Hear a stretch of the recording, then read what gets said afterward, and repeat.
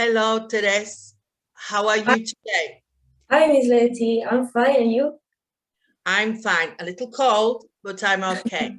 Me too. So today, thank you for coming, and Thank you we are for going inviting to me. do a few questions uh, so you can tell people about you because we Okay. would like to know about you.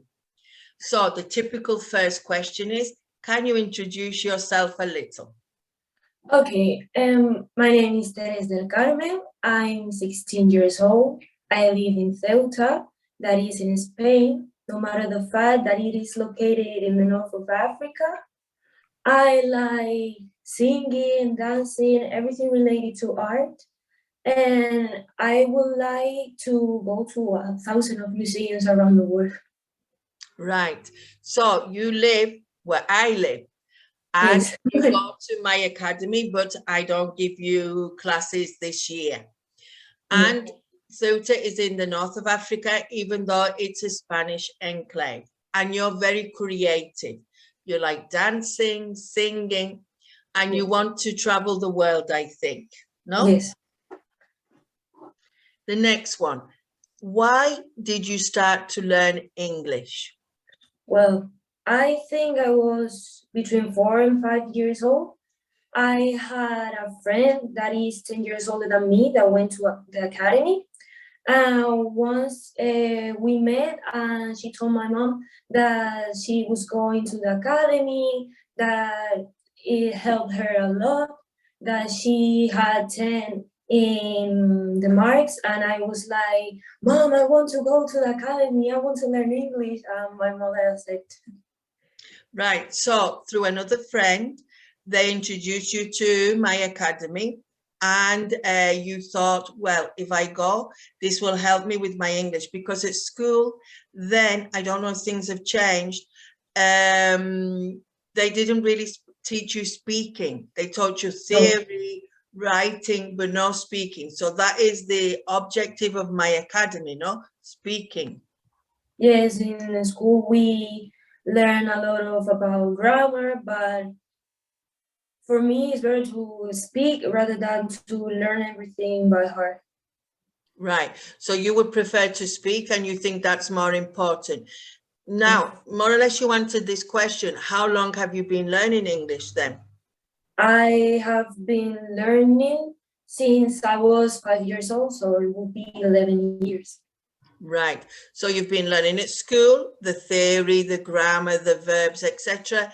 And you've been coming to the academy to practice speaking. Right. If I'm honest, I what they said at school, I didn't really pay attention. I was just with the academy. Well, that does happen to some of our students, no? That they are so confident with their exams and the lessons, they get bored with the lessons because they're more advanced for what they do at the academy. Can you remember the first time you really spoke English? Wow. I think it was because of my dad, because when I was really young, like 3 years old, he used to play African music, which lyrics were in English. So that kind of weird English I will always speak, but I think that's the answer. So through music, you started to speak English because you were listening to the music and you would repeat maybe and use the same words from the songs. Yes. And do you practice English every day? I do. Yes, I do. I have a Canadian friend which I speak to him. I also speak with some friends in English sometimes. I like to read a lot about history monuments in English, like in pages like National Geographic. And when I go around home, I may be wandering, dreaming, or singing in English, so I practice every day. So you immerse yourself in English in different ways through your friend who's from Canada, reading about history, coming to the academy, and maybe speaking sometimes to your friends. Because when you come to the academy, you have 1 full hour 4 times a week to speak, no? So you Yes. have to wait your turn, but I think you get some time to speak there. And what is your main goal this year, either with your English or in your private life? Well, I wanted to get the B2 this year, but I think it's really difficult for me now. So I will wait until the next year. Not related with English, I would like to have good marks at high school. Maybe dance a little bit more because I just don't do it now. What kind of dancing do you do? Well, I watch K-pop music, which have really nice dance moves, and I will copy them and go with the vibe. Right.